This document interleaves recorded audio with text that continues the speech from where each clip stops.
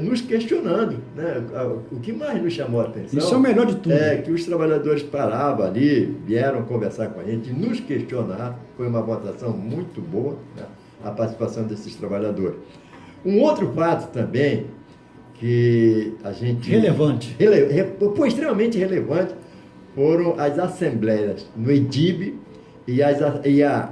também no EDICIM. Quantas pessoas no EDIB? Olha só, no EDIB foram 92 pessoas. E zero para aprovar, né? Quer dizer, na realidade... 92 contra. A gente sempre fala, a gente usa uma expressão, né, que diz a seguinte: olha, quando a gente consegue colocar de 10 ali os companheiros, a gente fala que o Maracanã está lotado. Só que nós conseguimos transbordar, foi o Rio Maracanã. Exatamente. Né? À medida foi que excelente. houve a participação ali dos trabalhadores. E dizer também, né, companheiro, que se deve também, não só a nossa participação, evidentemente, mas também do companheiro Bogado e também do companheiro Marum. E o Closmar também ajudou muito nessa organização. Já no passado, fez aquele trabalho ali, foi muito bom a participação desses companheiros.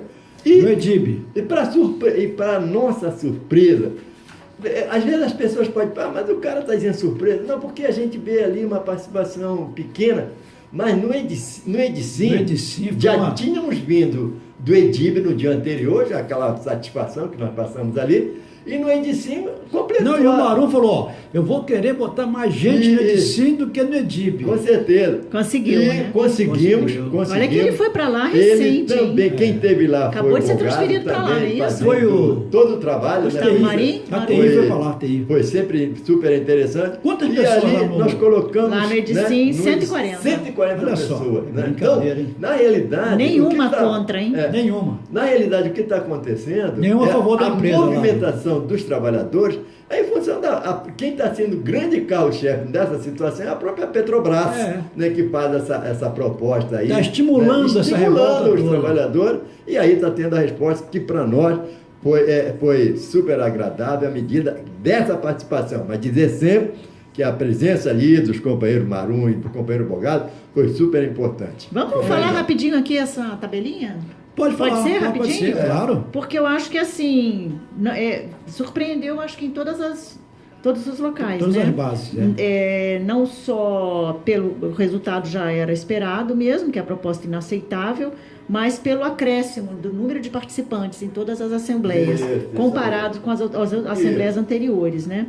Olha, os aposentados em Angra dos Reis foram 19. Zero a favor da proposta da empresa e abstenções 0 também.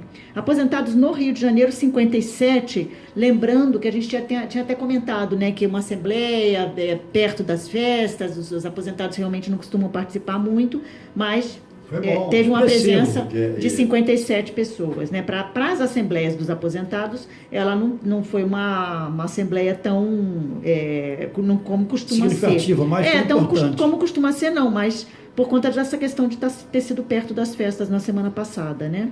Arme Rio, 8, Brasfels, 11, Sempes, que aí junta ali o CIPD, né, administração, os grupos, 188, CNCL, 33, sendo 6 a favor da proposta e 9 abstenções.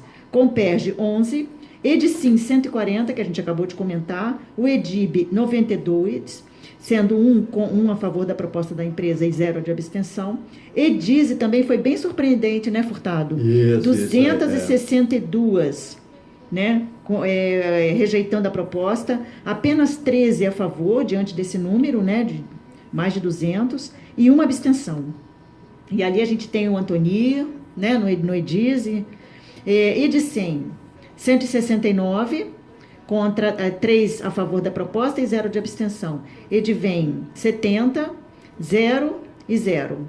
FRONAP, no Caju, 5, 0 e 0. TABG, 78, 14 e 10 abstenções. TBG, 19, 10 a favor da proposta e 0 de abstenção. TBIG, 31, 1 e 1 abstenção. TJAP, 0, 6 a favor da proposta. Aí a gente tem que fazer um comentário, porque eu até participei lá dessa assembleia, e o que acontece lá é que eles são em muito pequeno número com relação aos outros funcionários E acaba também que eles têm uma influência lá muito forte da FUP, porque eles são sindicalizados no Sindipetro de Caxias. Entendeu? Eles não são sindicalizados no Sindipetro RJ. Então, eles têm toda essa influência lá, né, da questão sindical deles, que estava orientada para aprovar a proposta, que é a outra federação, né? Então, tem o TEVOL, de Volta Redonda, foram 5 rejeitando, 0 e 0. Na Transpetro Sede, 20, 0 e 0.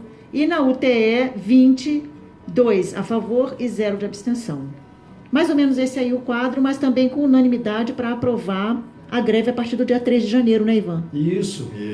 Foram aprovados em todas as bases. Aí a gente tem um quadro assim geral de 749 votos a favor da greve, contra 88 e abstenções de 153 petroleiros. E nós fizemos questão de frisar o seguinte: quem vota a favor da greve não pode se omitir na greve. Tanto lá, eu fiz várias questões, chamei a atenção disso aí. Não adianta você votar na greve para os outros fazerem.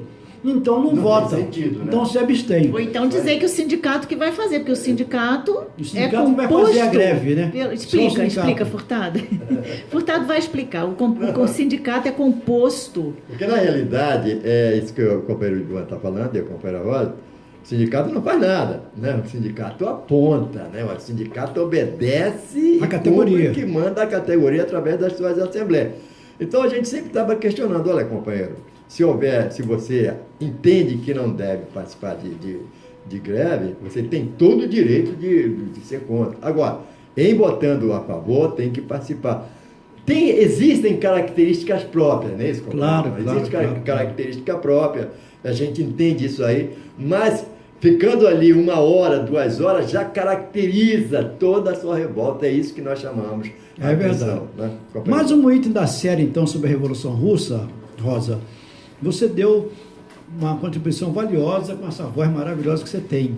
Você quer dar mais uma colaboração hoje sobre a Revolução Russa e a formação da União das Repúblicas Socialistas Soviéticas? Quero. É assim, bom, justamente no dia publicado, né, quais foram as origens da Revolução Russa, como era a estrutura agrária na Rússia pré-revolucionária, que foi de onde surgiu todo o movimento, né, dos bolcheviques e tal, e qual foi a influência da questão operária na Revolução. Então a gente vai fazer um trechinho aqui hoje, que é sobre o desmoronamento do Império Russo, que iniciou-se no momento em que a Primeira Guerra Mundial ainda não havia sido decidida nos campos de batalha da Europa. Na frente ocidental, os exércitos se mobilizavam, nas trincheiras e na frente oriental, enormes contingentes de soldados russos eram destruídos pela ofensiva alemã. No entanto, as origens da Revolução Russa devem ser procuradas nas estruturas políticas e socioeconômicas da própria Rússia pré-revolucionária, pois a monarquia absoluta, o czarismo, e a acentuada crise socioeconômica agravaram-se com a passagem do feudalismo para o capitalismo. Eles estavam vivendo toda essa efervescência, né? Era muita coisa, assim, a questão da monarquia, do feudalismo, e ainda teve a questão da guerra, né? Do avanço das tropas alemãs. Então, imagina o povo, né? O que o povo não viveu aquilo tudo. Nesse contexto, surgiram os partidos políticos de oposição que contribuíram para o agravamento das contradições. Por sua vez, o governo mostrava-se incapaz de enfrentar a crise e tudo se mostrava propício para o início da Revolução. Todo aquele clima, né? Em 1905, ocorreu o ensaio geral, onde algumas concessões foram arrancadas do czar, como o direito ao voto, né? A instalação de uma assembleia, a Duma, e com isso acabou surgindo uma nova forma de organização social, o soviete. Os sovietes eram conselhos de representantes dos operários, camponeses e dos soldados, que a gente até hoje tem como exemplo isso, né, de que as organizações, né, como a gente tem hoje, né, nas categorias, as comissões de base, que estão ali dentro da onde acontecem todos os problemas, que a partir delas é que se consegue mudar alguma coisa. Verdade. Serve até de gancho, porque a gente acabou de comentar, né, Furtado, que não dá para... tem lá o sindicato lá, os diretores que estão lá vão fazer o movimento. Não vão, não diretores pode. Que se virem. Não vai, eles têm que ter uma orientação que parta da categoria, né? Durante o Império, então, o proletariado passou a promover manifestações de cunho político, como a do 1º de maio de 1900, onde 10 mil operários exigiram a jornada de 8 horas de trabalho e liberdades políticas. E quando, em 1905, multidões de manifestantes desarmados foram fuzilados nas ruas de São Petersburgo, extinguiu-se a fé na boa vontade do czar. Então, assim, eles avançaram contra esses trabalhadores, né? E é o que a gente vê ainda hoje, né? Essa prática de reprimir as manifestações, reprimindo as manifestações. Foi então que o movimento operário galgou mais um degrau, pois as comemorações do 1º de maio de 1905, logo depois dessa investida, né, que matou vários manifestantes, evoluíram então essas manifestações para grandiosas mais ainda, em solidariedade do proletariado, que aí o resto todo da população uniu-se com o objetivo de melhor dirigir a greve. Os operários criaram o seu soviete de deputados, isto é, um conselho de representantes operários, logo transformado em novo poder revolucionário. Aí, a partir daí, a gente vai depois, no ano que vem, nos próximos programas, falar de como que se organizou, né, o exército bolchevista, não é isso? Pode ser. Pode ser a partir daí, Ivan? Pode, claro. Aí eu queria só, assim, aproveitando esse movimento todo de manifestações, de reivindicações, assim, lembrar que amanhã, dia 27, o sindicato vai fazer um dia de luta contra a investida. Aí a gente pode usar a palavra privatização, né? Porque é um setor, o de operações específicas, né? De todos os prédios, né? São os prédios. A gente tem também o centro de pesquisas, aonde existe, né, um setor de operações para que aquela unidade funcione, né? Então, enquanto a pessoa está no escritório, trabalhando e tudo mais, ela tem um ar-condicionado, ela chega até o determinado andar através dos elevadores, tem toda uma engenharia daquele prédio, que isso tudo é tomado conta, né? Isso é viabilizado através do trabalho, 24 horas, de petroleiros que são especializados para que aquela unidade seja mantida. E isso dentro, inclusive, de lugares como o SEMPS, que possui pequenas refinarias, que possui mais de 30 plantas piloto de pesquisa, né, e que não param dia e noite de trabalhar, aonde a gente tem esses setores. Só que o que acontece? Esses setores, eles têm sido, principalmente nos últimos 2 anos, precarizados, né? E a empresa tem implantado uma silenciosa, até então, política de oferecer transferências para lugares muito, né, entre aspas, melhores. E aí terceiriza. Né? Aí teve o plano de demissão voluntária também. Então, assim, são, digamos, propostas que a gente também coloca, entre aspas, vantajosas para esses trabalhadores, que estão fazendo com que esses lugares, esses setores que são vitais para o sistema Petrobras, se esvaziem. Né? Então, a gente hoje, por exemplo, a TV Petroleira esteve lá na quinta-feira passada, a gente foi lá visitar o SEMPS, e a gente se deparou com a situação que é o seguinte, Ivan. Você tem dois petroleiros furtados, sendo que eles têm que se combinar, entendeu? Ou eles abandonam a sala de controle para irem juntos fazer a inspeção, que é o que manda a segurança do trabalho mínima, né? Ou vai um sozinho, pondo em risco a própria vida, né? E o outro também que fica lá sem saber o que vai acontecer, porque ele ficou na sala de controle. Então, quer dizer, expondo o trabalhador a toda essa situação, e não só isso, né? Uma situação de extrema irresponsabilidade da própria empresa, porque não são só, né? Claro que não minimizando o problema, mas aí você está envolvendo segurança de saúde do trabalho, dos trabalhadores daquele setor, dos trabalhadores do entorno daquela unidade, porque desconhecem essa situação, né? Verdade. E do próprio entorno do local, que, por exemplo, sempre está ali na Ilha do Fundão, onde inclusive tem toda a UFRJ, né? Então, assim, é uma imensa irresponsabilidade da empresa, né? Então, assim, o sindicato está aproveitando o dia 27 de dezembro para fazer o dia de luta contra a terceirização da operação. Que foi também aprovado nas assembleias. Sim, era um terceiro ponto de pauta das assembleias que a gente citou aqui, né? Aí realmente foi unânime, a categoria aprovou que se faça esse dia amanhã.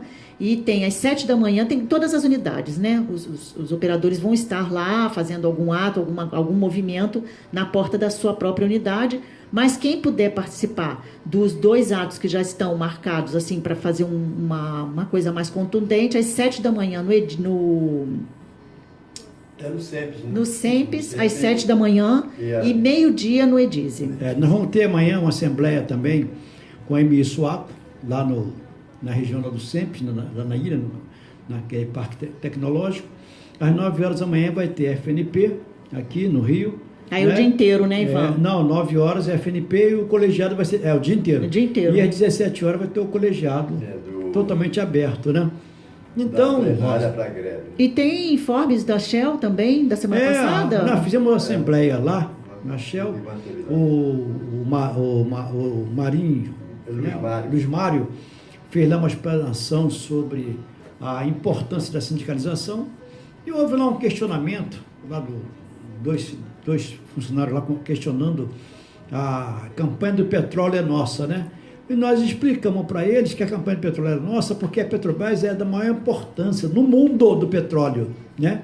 E mostramos para ele que a empresa deles, ela andou passeando pela área do pré-sal, fez um investimento grande e não conseguiu achar uma gota. E a Petrobras foi para a mesma área deles e conseguiu achar o pré-sal. Então, mostrando que a Petrobras é uma empresa tecnológica, que a Petrobras é uma empresa competente e que eles querem invadir, né? Querem explorar. E agora estão exigindo que o governo dê isenção de impostos para eles, que eles são pobres, entendeu? Eles não têm dinheiro para fazer exploração, para gerar emprego, nada disso. Então o governo abre mão, só que o governo abre mão e esquece que ele fala toda hora na responsabilidade fiscal. É impressionante isso. É né? aquele café. Ele faz renúncia Não é fiscal. aquele café que tomaram aqui no Rio de Janeiro, o ministro do Temer com o ministro lá e que resolveram que o conteúdo fiscal não vale nada, que não vai ter imposto nenhum, conteúdo local. Então, é uma hipocrisia permanente. Beneficiando tá esses... Agora, Rosa, olha só. Nós vamos nos despedir, tá certo? Porque esse foi o último programa do ano, não é isso? E desejando a todos aí muita resistência para 2018, não é verdade? E dizendo também que a nossa querida Tia Doca, ela pode ir se manifestando aí, porque Tia Doca merece toda a nossa reverência e todo o nosso respeito, né? Eu vou me despedindo aqui agora, Rosa, porque quem vai fechar o programa do ano é o nosso querido Furtado com aquela célebre frase, tá certo? Palavra contigo, Rosa. Até 2018, melhorando e muito a qualidade de vida do povo brasileiro. Sim, sempre. Eu desejo tudo de bom sempre, independente da data. A gente sabe que os calendários, quem está muito preocupado com passagem de ano, com o que vai fazer no 31, tem gente até que fica meio deprimida, né, com relação a isso. Mas não se preocupe não, porque existem vários calendários no mundo inteiro, né? E tem países que não estão comemorando essa data exatamente agora, e eu acho que o que a gente tem que ter é que todo dia é um dia novo, né? Todo dia a gente vai acordar e vai dormir, vai ter que viver aquele dia ali, que a gente viva do jeito que tem que ser, com dignidade, com carinho, com amor e solidariedade.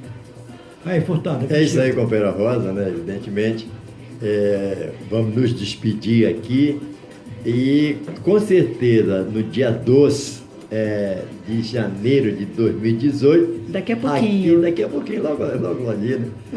Aqui Até o ano que vem. Estaremos aqui, se assim permitir, o grande arquiteto do universo. Sendo assim, estamos chegando ao final de mais um programa Setor Privado, aqui na Rádio Petroleira, questão de soberania. Sonato Candal, estaremos de volta na próxima terça-feira, a partir das 19h30. Muito obrigado pela sua audiência e até o próximo programa. Até lá!